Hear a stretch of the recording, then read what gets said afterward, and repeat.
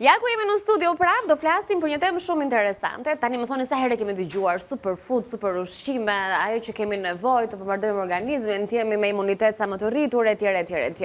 Ju mësuar që nga Leranzi kemi kryesisht produktet ushqimore, ato që ne i quajmë produkte me cilat mund të gatuajmë, që na është mësuar syri, shija, edhe veshi gjithashtu në lidhje me termat, ndërsa sot edhe këtu mbi tryez, edhe pse duket çuditshëm nëse do t'i konsiderojmë ushqime, janë të tilla. Çfarë janë, si përdoren, çfarë përfitojmë, ca prej tyre edhe i njohim, i kemi përmendur spirulinën, po përmend si më të famshmen nga ato që kemi sjellë në studio, e ndërkohë shumë të tjera do të vinë sot të shpjeguara nga Alkend Çuko, nutricionist pranë Institutit Kulinar në Leranzi. Mirë se erdhe. Mirë se u gjeta.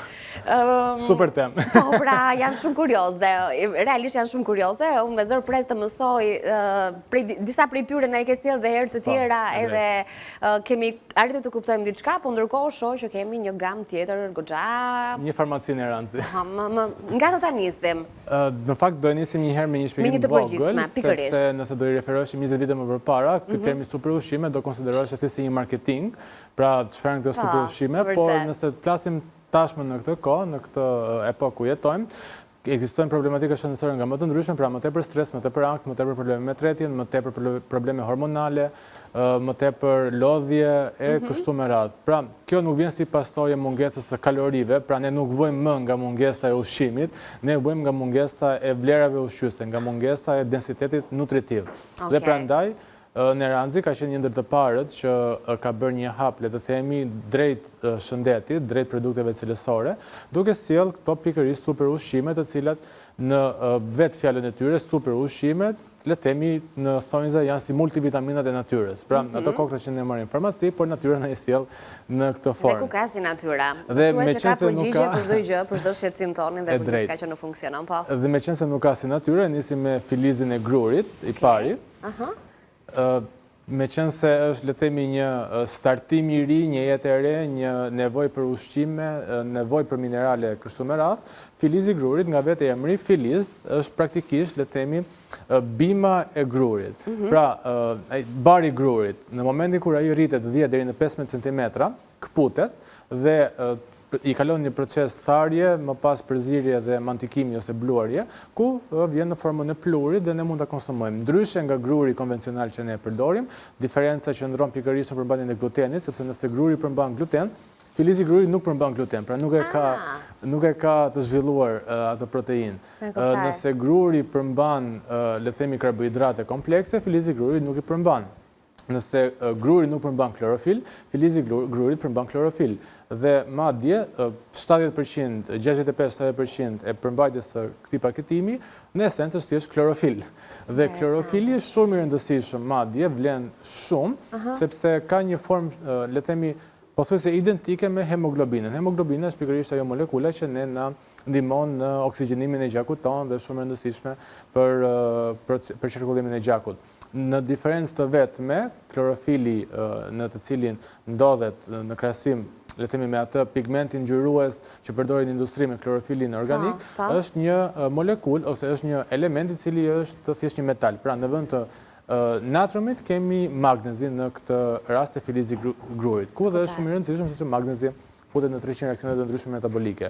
Filizi grurit nga ana tjetër është shumë i rëndësishëm, duke qenë se na furnizon me minerale, antioksidant, ka veti antiinflamatorë, mund të jetë një rregullues shumë i mirë i sistemit hormonal, mund të jetë një rregullues shumë i mirë i ciklit cirkadian, pra problemet me gjumin, është një suportues shumë i mirë, le të themi, dhe mbrojtës ndaj virozave të ndryshme, por duke stimuluar dhe qelizat mbrojtëse, por nga ana tjetër edhe le të themi një efekt anti-aging, duke qenë se ka këto antioksidante shumë të mirë, por dhe vitaminat e grupit B. Këtë nga thoje të parë në ka i shumë sa po flitet për antiplakje? Po, kemi një tjetër për antiplakje që është akoma dhe më potent. Në rregull. Nga ana tjetër, përdorimi më pas është shumë i thjeshtë, mjafton një lugë kafe në ditë, 1 deri në 2 herë në ditë, në varësi të moshës, peshës, gjinisë, problemeve shëndetësore kështu me radhë. I kombinuar në smoothie, mund të konsumoj direkt me ujë, madje mund të bëhet dry scooping nëse nuk e keni problem. Pra sipas dëshirës mund të konsumoj, nuk është se ka një shije shumë të keqe, madje është dhe afërsisht neutrale, kështu që shumë e thjeshtë edhe mund të kalohet edhe kështu nëse nuk kemi kohë të bëjmë një përzierje apo në përgatitje të tjera. Le të themi është multivitamina më e vlefshme e natyrës. Nga ana tjetër, për spirulinën e kemi folur gjithmonë, spirulina është ajo famozja që ka fikocianinat, ka antioksidantet e rëndësishëm dhe madje përdoret dhe nga astronautët në hapësirë, misionet e tyre hapësinore dhe gjata, duke qenë se në pak gram për kësaj marrim shumë vlera të larta ushqyese, por njëkohësisht suportojmë le të themi imunitetin ton duke startuar mëngjesin, sepse në mëngjes është më mirë për ta konsumuar spirulinën, për të rivitalizuar le të themi gjithë metabolizmin ton. Dhe kemi përmendur edhe emisionet e kaluara që ne nuk kemi nevojë le të themi për vetëm kalori, vetëm ushqime, pra karbohidrate dhe proteina e ndyrna, por kemi nevojë që këto të shfrytëzohen nga qelizat tona. Dhe spirulina le të themi është si një çelës shumë e mirë për të ndezur ato qelizat dhe për të shfrytëzuar të gjitha elementet që ne konsumojmë për të konvertuar në energji. E qartë.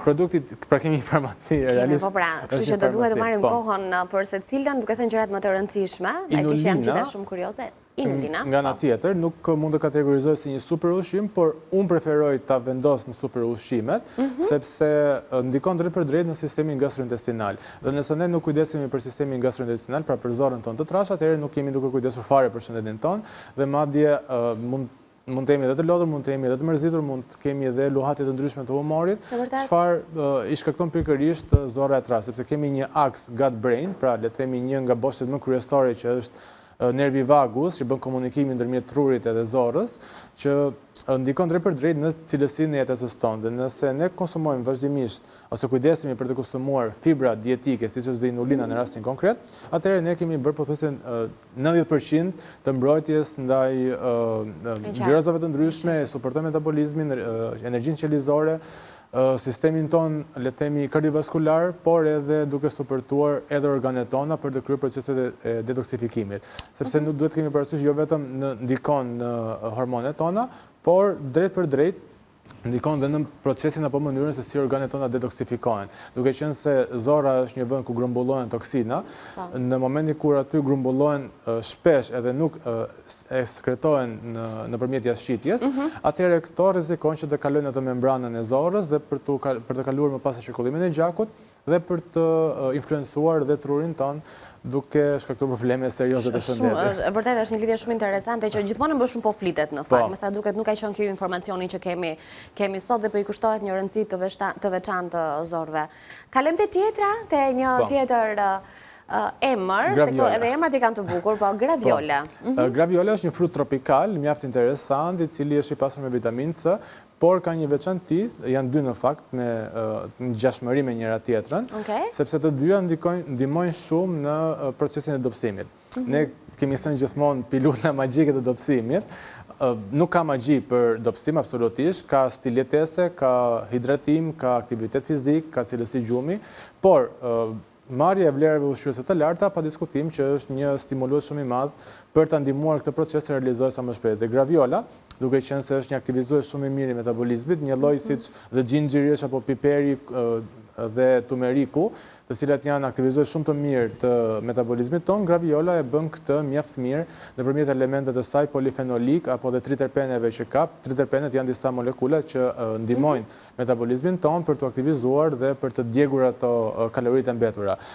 Është shumë e pasur me vitaminë C që është një antioksidant shumë i fuqishëm. Drejt. Përveç graviolës, dhe tani do të prezantohemi kemi Garcinia Kambodgja dhe unë nuk e dija në fakt se si ishin të renditura me njëra tjetrën. Ishte në vendin e dur? Ishte në vendin e dur, ishte rastësi.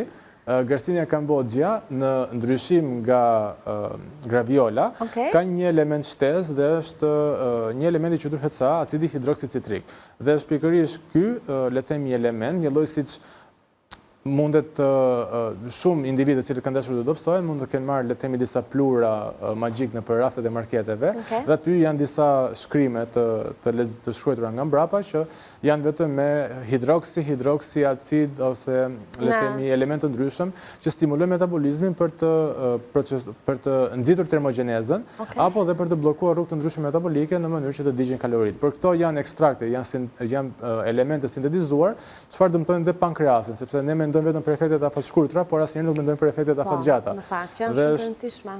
Është një lloj siç mund të themi një individ mund të jetë 30 vjeç, pa ama mosha e tij e vërtet metabolike mund të jetë 60 vjeç.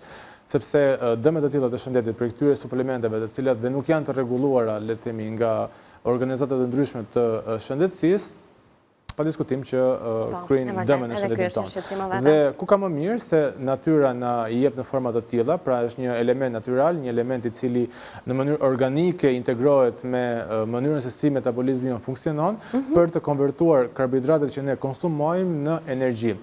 Dhe kjo ndihmon drejt për drejt dhe në ata individë të cilët kanë probleme me diabetin tipit 2, të cilët nuk janë të zot mjaftueshëm që këtë karbohidratin që konsumojnë, që qelizat le të themi të hapen dhe ta shfrytëzojnë si energji. Krishtina Kambodgja e realizon këtë në mënyrën më efektive të mundshme, duke suportuar mjaft mirë dhe procesin e dobësimit, sepse kjo është le të themi çelësi tek individët që duan të dobësohen, sa të aftë janë për të shfrytëzuar çdo gjë që konsumojnë, por dhe rezervat e dhjamit, sidomos në zonën e barkut. Kështu që nuk është një magji për të djegur dhjamin e barkut, por ama është një nisje shumë e mirë se si mundet ta targetojmë këtë zonë. Por do të kemi parasysh që dhjami asnjëherë nuk shkrin në një zonë të caktuar, shkrin le të themi në mënyrë uniforme në të gjithë trupin. Po, dhe ashtu duhet të jetë në fakt.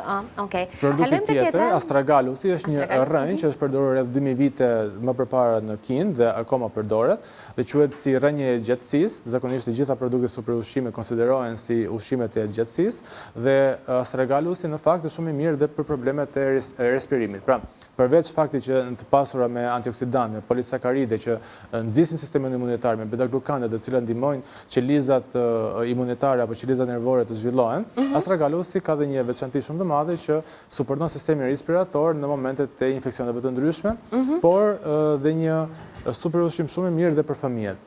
Superushqimet pa diskutim që mund të përdoren edhe fëmijët me përjashtim të spirulinës, që duhet të kemi kujdes për moshën. Pra, nga mosha 10 vjeç e sipër mund të jetë akoma më e sigurt. Të tjera diferencë besoj e bëjnë tek doza, tek sasia që do të konsumojnë. Okej, mirë, shpejt në 4 produkte. Po, jemi në 2 minuta. Moringa quhet si pema e jetës, sepse shfrytëzohet praktikisht çdo element i saj, nga trungu, nga rrënja, nga gjethja, nga fara dhe nga fruti. Pra, çdo pjesë e pemës është e përdorshme, dhe moringa ka një veçanti shumë të madhe sepse ka shumë herë më shumë vitaminë C se sa portokalli, ka shumë herë më shumë kalium se sa qumshi, ka shumë herë më shumë hekur se sa spinaçi. Kështu që në një lugë të vogël prej saj ne kemi marrë pothuajse ai diskutimi që bëm bashkë në një kapsulë, po themi ok, unë po ha sallatën tani. Këtë po flisnim me Alkenin para se të fillonim, që më sa duket ardhmë do të jetë këtu, pra ne me një lugë të tillë kemi marrë edhe vlerat e spinaqit, edhe të mishit, edhe të qumshit. Po. Dhe mënyra e përdorimit është mjaft e thjeshtë, mjafton një lugë kafe ose 1 deri në 2 herë në ditë nga një lugë kafe, e kombinuar në smoothie, në sallatra, në çajra të ndryshëm, ose edhe direkt në formën e. Këtë e kam unë më afër që ti të mos. Reishi është një kërpudhë dhe quhet në fakt kërpudha e pavdekshmërisë, dhe ka qenë e rezervuar në fakt dhe për mënyrën e përdorimit të saj, sepse vetëm aristokracia mund ta përdorte më përpara, pra 2000 vite më përpara, dhe veçantia e rishit është sepse është adaptogjena. Adaptogjenët janë disa elementë të cilët nuk ndikojnë le të themi në një organ të vetëm në trupin ton, por ndikojnë në mënyrë tërësore duke ndikuar edhe në sistemin nervor. Dhe nëse ne kemi një sistem nervor të qetë, atëherë ne mund të flem më qetë, mund të kemi një kontroll hormonal më të mirë, që do të thotë edhe oreks më të kontrolluar, edhe ngopje më e kontrolluar, edhe le të themi qetësi më e madhe, por dhe një sistem tretës më të mirë, sepse në momentin kur ne jemi të tensionuar në ankth e tjerë, dhe sistemi tretës nuk funksionon si duhet. Dhe dy të fundit, me një fjalë të shkurtër të lutem, berberina, që është ilaçi kryesor për të gjithë ata të cilët kanë probleme me insulinën dhe me përdorimin e karbohidrateve, dhe ka efekte një lloj siç ilaçet që marrin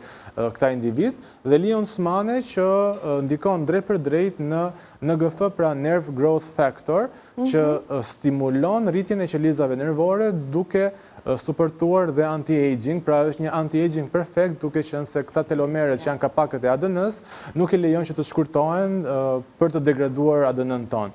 Dhe është një nga anti-aging më potent që natyra na ka falur, dhe është një kërpudhë në fakt që i ngjan dhe mjekrës e luanit, kështu që është shumë interesante për të konsumuar. Të falenderoj shumë, Alken. Në randi si gjithmonë çdo gjë, kështu që në të gjitha pikat e tij mund të gjenden të gjitha produktet. Të falenderoj. Këto e shumë të tjera në të gjitha pikat e dyqanit Rand, së bashku me ata që janë aty për t'ju dhënë informacionet përkatëse, ne marrim atë kohën e nevojshme për t'ju prezantuar, dhe pastaj sigurisht që do duhet të hynë në detaje juaj dhe më shumë, dhe të vizitonin në Randin për zbuluar këto edhe shumë fish më shumë se kaq. Faleminderit, punë të mbar, ditë të mbar. Ndahemi tani për publicitet.